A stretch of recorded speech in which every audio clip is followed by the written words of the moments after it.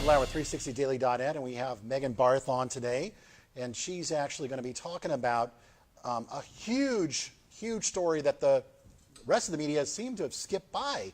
You know, during the election last year, it's of course about Bernie Sanders, not who you thought, not Hillary Clinton.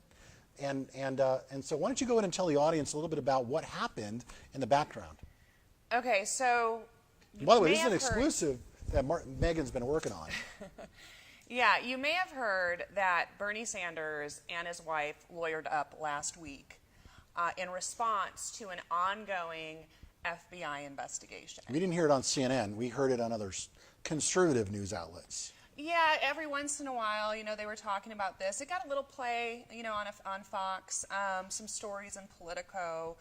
But I found the VermontDigger.org to be one of the best resources for local news when it came to Burlington. The Vermont Digger, guys. When it came to Burlington College in Vermont. Yes, that same Burlington College that Jane O'Meara Sanders, Bernie's wife, had basically thrown into bankruptcy close to bankruptcy, over her 7-year tenure as president of Burlington College. So they're under federal Bureau, FBI investigation. Criminal investigation for bank fraud. And go ahead and tell us, the audience, what the basis of that is, and just a quick background about what happened.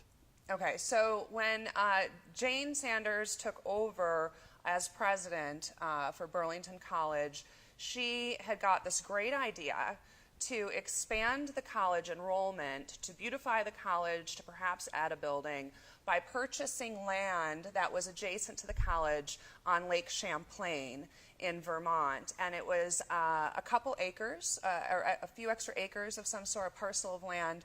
About $10 million she would need as a loan to purchase the land from the Catholic Diocese of Vermont. The Catholic Diocese and the People's Bank in Burlington, Vermont sponsored the loans, or were the lenders. The sponsors of the loans were the donors and also grants, which Jane claimed on papers, that on loan documents, that she had about $5 million of forthcoming pledges and grants secured in order to secure the loan. And that's where the bank fraud came in. Correct.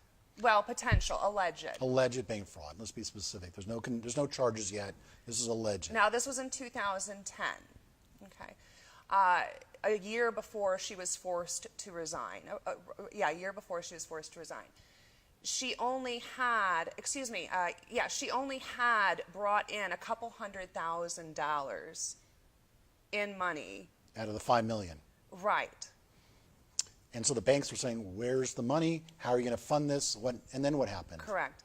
And so basically she was forced into resignation, but after collecting, or she collected as a $200,000 severance. So she got a golden parachute worth $200,000. Now keep in mind that there's only 200 students on this campus. So each student, you know, that free college for all,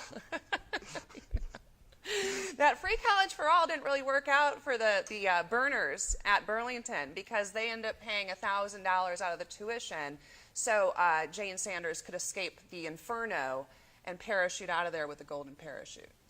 And so this investigation actually started, according to what I read, in February of 2016, right when Bernie Sanders was running for president, talking about billionaires and millionaires screwing banks, and we need to hold them accountable. Right, yeah, and I write about this, and I did this whole piece, and you can find it at ReaganBabe.com. It's called Bernie and Jane Sanders, the Bonnie and Clyde of Burlington College. And so what happened was there was lawyers that represented the Archdiocese in Vermont, and they contacted the attorney of Vermont, as well as, and then had laid out a good case, which is in my piece, of why the FBI should open a criminal investigation. And my God, the FBI opened a criminal investigation about a month after that letter was submitted. Wow. And which was February 2016. And this is right when Bernie Sanders, Senator Sanders, announced he was running for president against Hillary Clinton. Right, exactly, yeah. So the timing was not coincidental at all. Correct. It just happened to be he was running for president against Hillary Clinton in February 2016. And it just happens that President Obama, opened up the criminal investigation against Bernie Sanders. A lot of coincidence. And Loretta Lynch. And the Attorney General of Vermont, which was also a Democrat. So the Democrats, powerful Democrats, including the president, opened up a criminal investigation into Bernie Sanders and Jane Sanders. You know what? I was paying a lot of attention during that time to the news.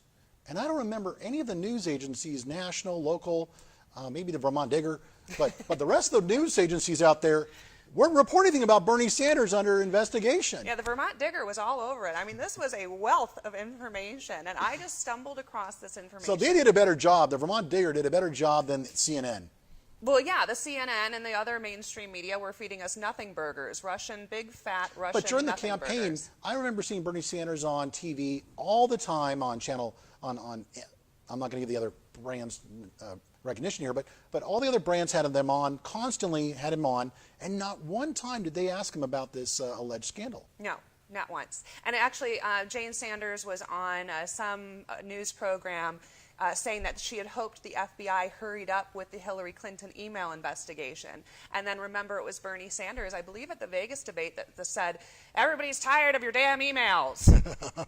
And so they wanted this investigation to go away. And I think that, we can assume what we'd like to assume. But I find it, and who's to say that they even knew they were under a federal investigation? I've never been under one, so I don't know if you get a notice that you are in the mail from the FBI. Well, were they interviewed by the FBI? Or the U.S. attorney, or according by to the the state most attorney? recent statement from Revolution Media, which is Bernie Sanders' publicity firm, PR firm, they basically said that Jane Sanders has not been contacted by the FBI, and that statement was just issued last month, I believe. Where does the investigation stand as of today?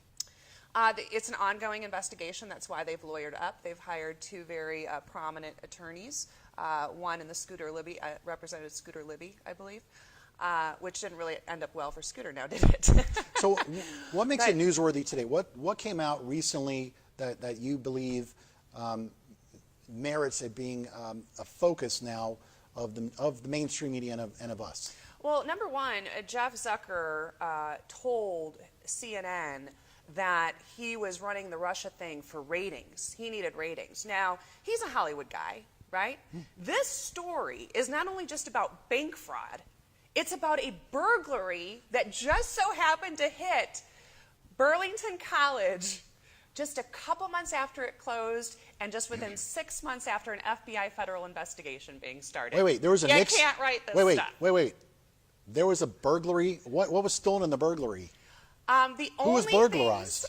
The Burlington College campus was burglarized, specifically the administration buildings, which housed the mainframe, the server, computers, and the whole computer network.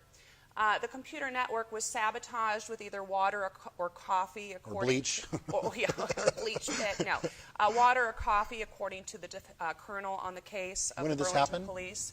The college closed in May of 2016, not under bankruptcy. They avoided bankruptcy because of the side deals that the diocese and the city and town, et cetera, had to do. But they closed their doors in May of 2016, right before graduation. Sorry, pals. Sorry, students. I mean, the story. Could you imagine? And he's out there talking about free college for all these college students, and they can't even run a small college, the two of them. Right. So and it he wasn't and his a wife free are running a college. small college, and they just Well, and they literally. he was not. His wife was. Well, but they bankrupted essentially. They destroyed They it. left it in financial ruins. And so after that, there was a burglary where someone broke in and stole all the computers and all the software that I assume may have allegedly had information related to her. Bank loans and communications related to all of the finances of the college. Yes, those would be on the computers. Sounds very laptops. Nixon-esque. Doesn't it? Yeah. So the story takes another twist. It gets a little bit more interesting. A lot of people within that college, it's a very small college, 200 students. Many people had worked there the whole entire lifespan of the college, which I believe was founded in 1979. So you had lifelong employees, and many of them believed it to be an inside job because all of the video surveillance equipment was cut in certain areas. keys to the van that was stolen in the getaway truck with all of the computers were taken out of a drawer, which the lady said, you know, she was just surprised they knew they were there.